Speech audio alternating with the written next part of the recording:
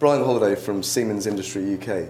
Brian, your presentation is quite familiar to me, but for the purposes of people who aren't familiar with the background on automation, technology and robotic investment in the UK compared with our European and global counterparts, could you set the scene for us? Certainly. Siemens are the global and indeed European market leader for automation technology. And I guess that position affords me a bit of an insight into the way that technology is used in both our neighbouring economies but also over in China. And what I've seen for a long time is that despite our national economy, the size of our economy, we actually consume far less automation technology and typically hover at around the same levels as Holland and Sweden, countries that you wouldn't necessarily credit with having a large manufacturing base. Interesting. But that, just to put it in context, the reason why that's relevant to perhaps the wider conversation here at the National Manufacturing Debate is that over time, there's evidence to suggest that if one automates and mechanises one's factories more and more, so that manufacturing becomes more of a push-button exercise and there's less labour component, you will inevitably become more efficient, more productive, and you'll win more contracts. Is it that simple? Or? I believe that it is. I believe that automation technology fundamentally boosts output, quality, and consistency. And I think it's interesting, you can look at it at a macroeconomic level and look at the productivity. For example, Lord Heseltine highlighted that it takes us a 10-hour working day to achieve what Americans can in 8. I think if you look at the German economy, it's an even more stark contrast. And so if you look at a pattern over a long period of time of consistent investment in technology, you can see productivity level changes. And I think there are some key differences. We can't compare like for like with the German market, but what we can see is consistent investment in skills and technology that have helped to boost productivity.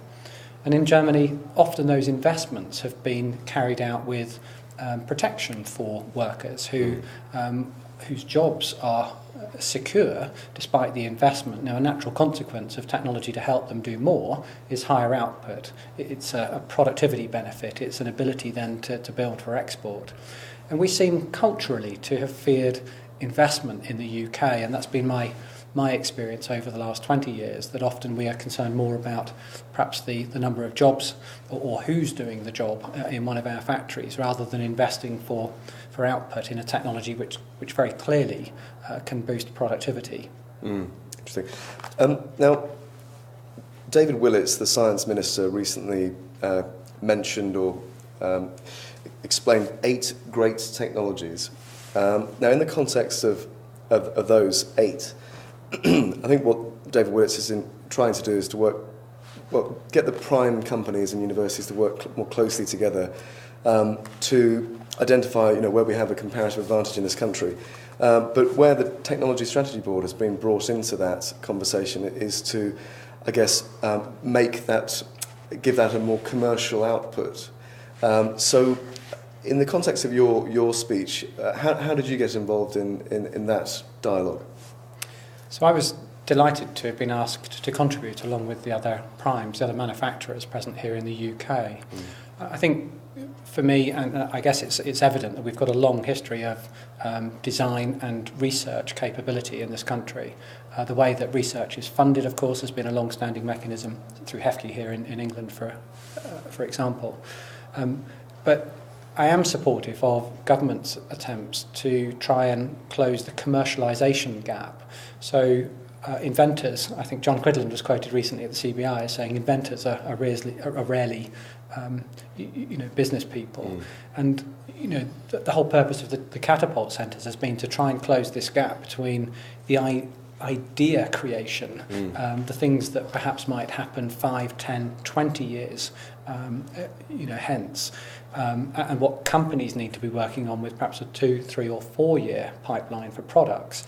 There's this what we've heard Dick Elsey describe as the valley of death this morning, and in much the same way, if government indeed can put more effort into looking at the front end of research in our universities for commercial outcomes, then I think the benefits will be evident right through the catapults and into manufacturers here in the UK. So we really need to focus on those commercial outcomes to make this sort of dialogue contextually relevant to the economy, and so it doesn't just sit within the, I guess, to be preached among the converted. It needs to be contextualised in the context of commercial output. Yeah. It does, and I've been delighted to see that robotics and autonomous systems have been selected as one of those 8 great technologies, an area where actually we could excel. And although we're considering, for example, robot augmentation of human effort in the home, robots for use in nuclear decommissioning that could have perhaps helped, in Japan just last year.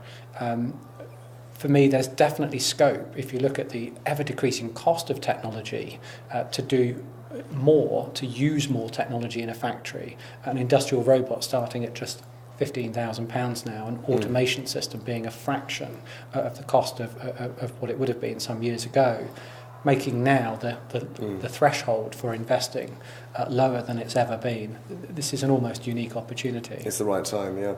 Many people would think, just perhaps a couple of questions, this one fairly quick if you don't mind. When we think of our peers or other countries in the G20, perhaps around the world, we may have certain preconceptions about what their factories look like, how they're making things. And I guess the rather trad vision of Chinese manufacturing is based on kind of slave labour and very, very little technology, a high labour component. But actually the reverse is true at the moment, isn't it? What's your experience of China? My experience has been that they have dramatically increased year on year over the last 15 years their consumption of automation technology. That says to me that they are choosing to grow by using the technology rather than people-based methods.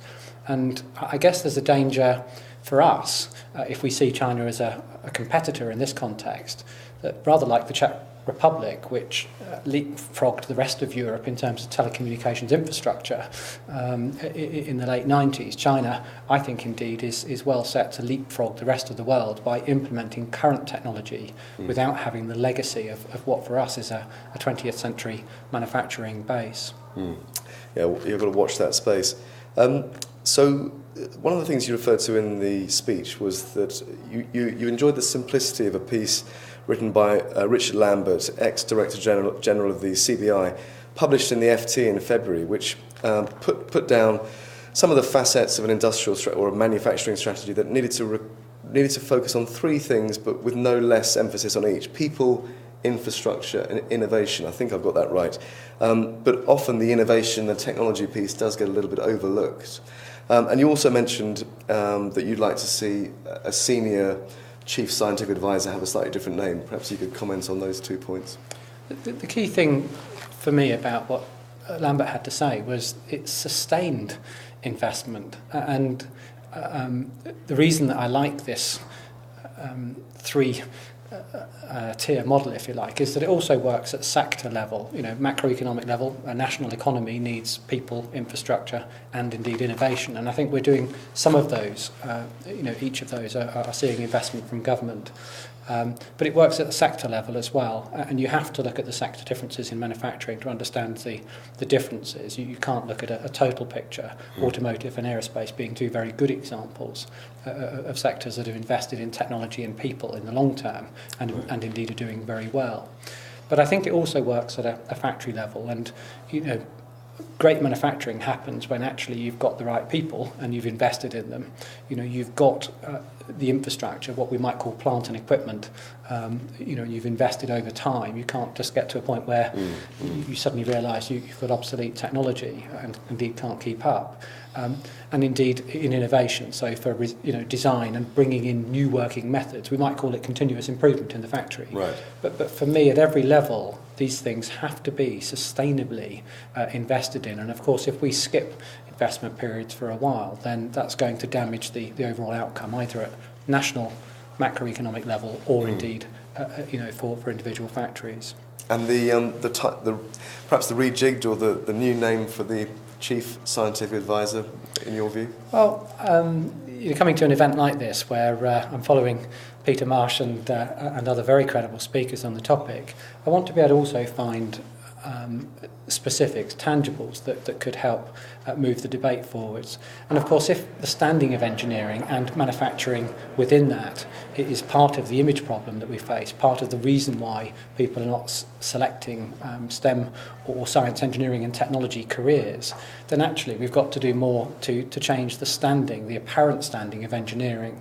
And I'd like to see engineering alongside science as a clear topic that government would clearly need input on alongside science. So change the name from Chief Scientific Advisor to Chief Scientific and Engineering Advisor, or indeed to recruit a Chief Engineering Advisor, because it's such a fundamentally